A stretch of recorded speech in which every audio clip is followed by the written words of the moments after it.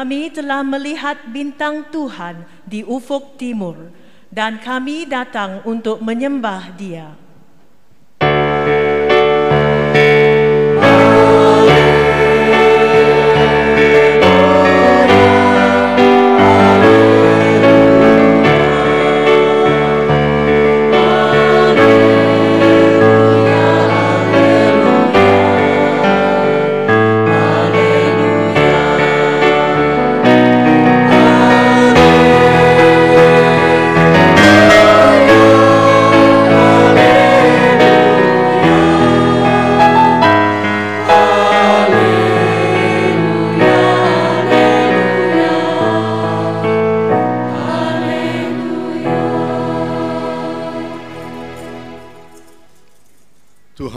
Besertamu dan berserta rohmu. Inilah Injil Yesus Kristus menurut Santa Matius. Dimuliakanlah Tuhan.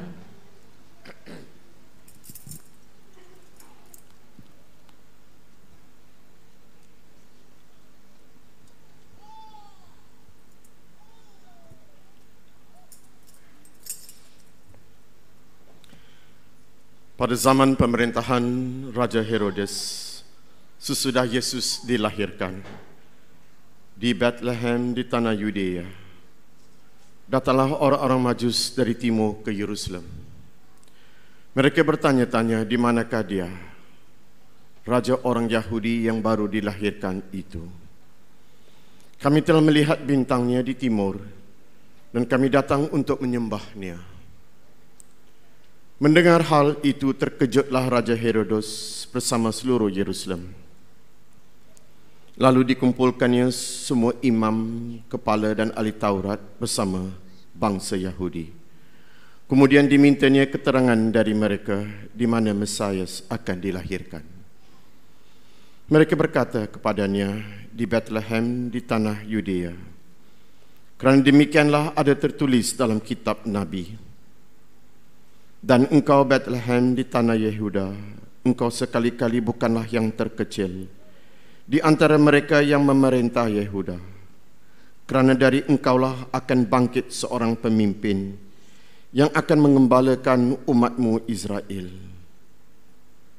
Lalu dengan diam-diam Herodes memanggil orang-orang Majus itu, dan dengan teliti bertanya kepada mereka, kapan bintang itu tampak. Kemudian dia menyuruh mereka ke Bethlehem. Katanya, pergi dan carilah anak itu dengan teliti. Dan segera sesudah kamu menemukan dia, kabarkanlah kepadaku, supaya aku pun datang menyembahnya. Setelah mendengar kata-kata Raja Herodes, mereka pun berangkat.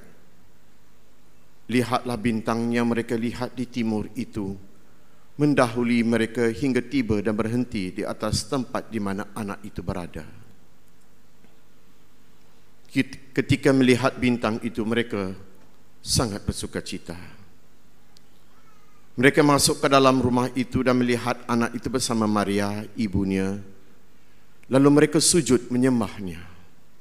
Mereka pun membuka tempat harta bendanya dan mempersembahkan persembahan kepada anak itu, yaitu emas, kemenyan dan mur.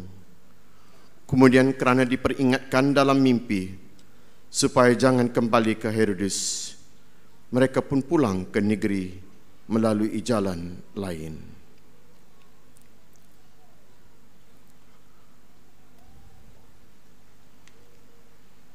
Injil Tuhan. Terpujilah Engkau, Tuhan Yesus Kristus.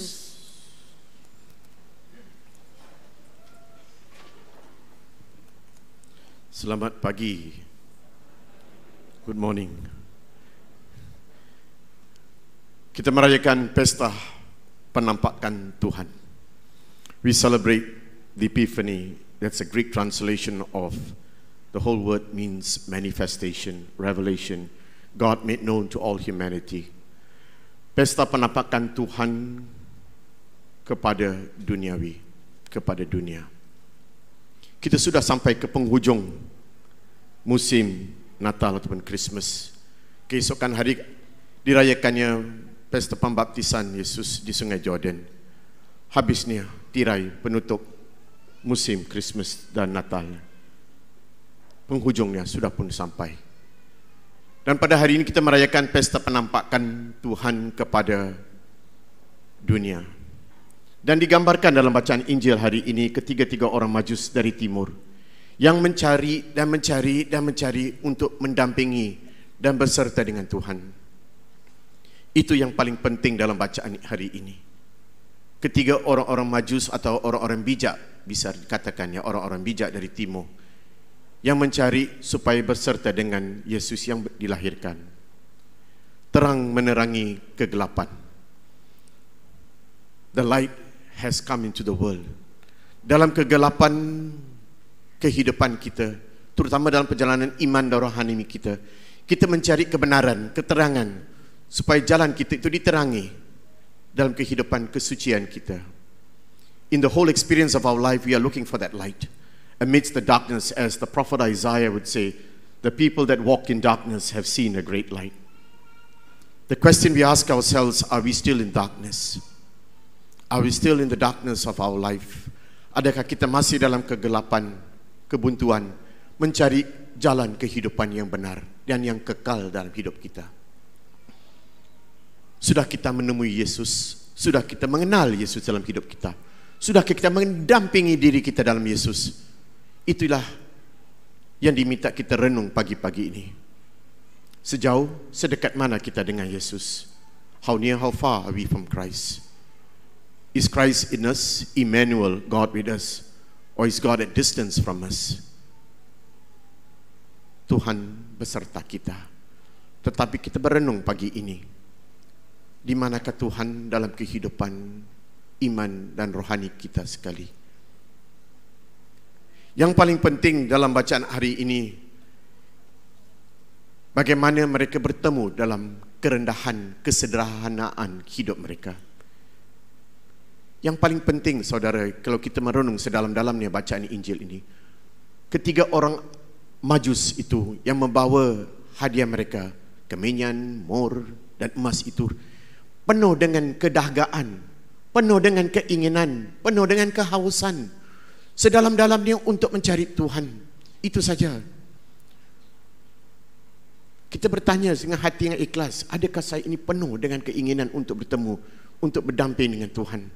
Walaupun di Misa Kudus ini, hasratnya di dalamnya, adakah terjejas atau tergugat di mana sekali? Apa dia rintangan-rintangan, cobaan-cobaan yang kamu hadapi?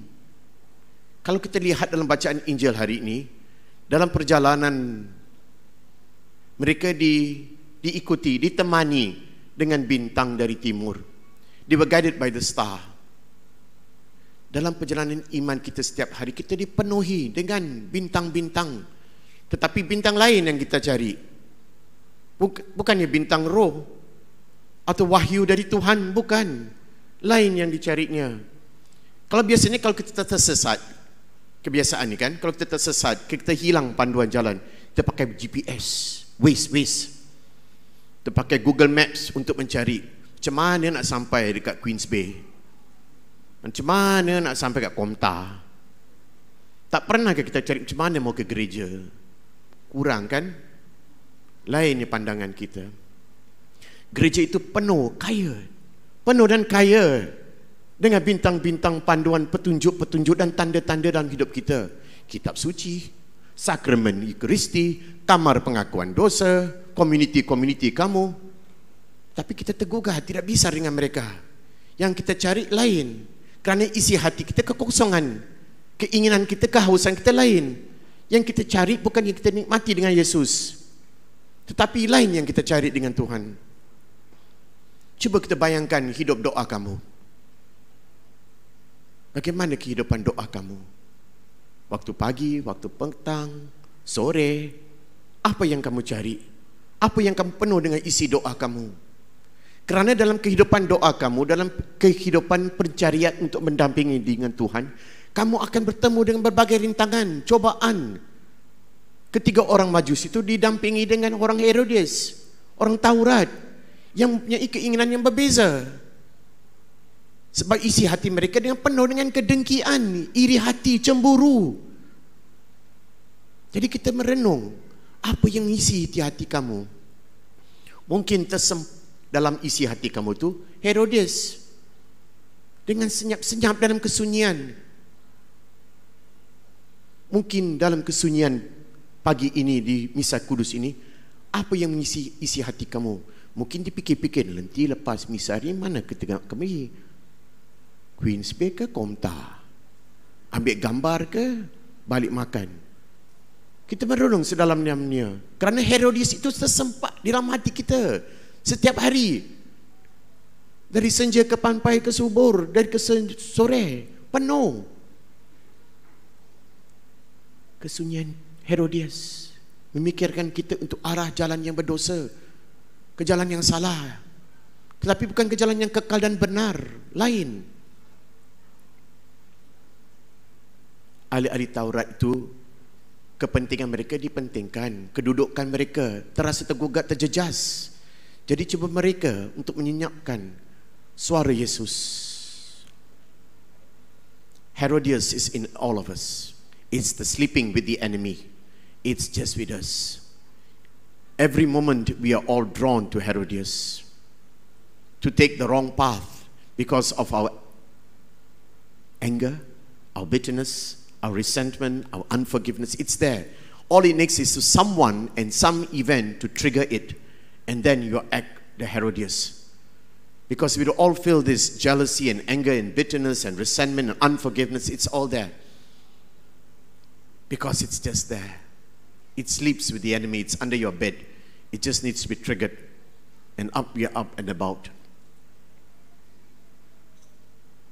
And sometimes we can't get there, and we'll always stop someone else from getting there. We will always stop someone else. Because our intentions and our agendas are always of selfishness and of self-interest. Keinginan Herodias berlainan. Jadi kita berenung hari ini, apakah yang membawa kita terhadap Tuhan? Yang paling penting setelah mereka bertemu dengan Yesus di Bethlehem, diwartakan kepada mereka supaya patah ke jalan yang lain, supaya mengubah jalan mereka, supaya tidak pulang ke jalan Herodias dalam mimpi mereka. They were inspired, they were guided by the star and a dream not to go back the same way. Saudara dan saudari yang paling saya kasihi, setiap kali kamu bertemu dengan Yesus, sikap, sifat, corak hidup kamu berubah. Itu saja. Sikap dan corak hidup aku dan kamu akan berubah. Tidak sama sekali sama. Kerana sudah didampingi dengan Tuhan. Sudah kita mengenal Tuhan dalam hidup kita. Saint Paul has a beautiful way of saying it. I no longer live. Christ lives in me. I have found the light. I no longer walk in the darkness. And life changes once you have encountered and experienced Christ. In a short moment, my dear friends, in a very short moments, you will meet and you will encounter the baby Jesus. You will kneel, you will bow, you will genuflect, you will do all that you can do before the Eucharist.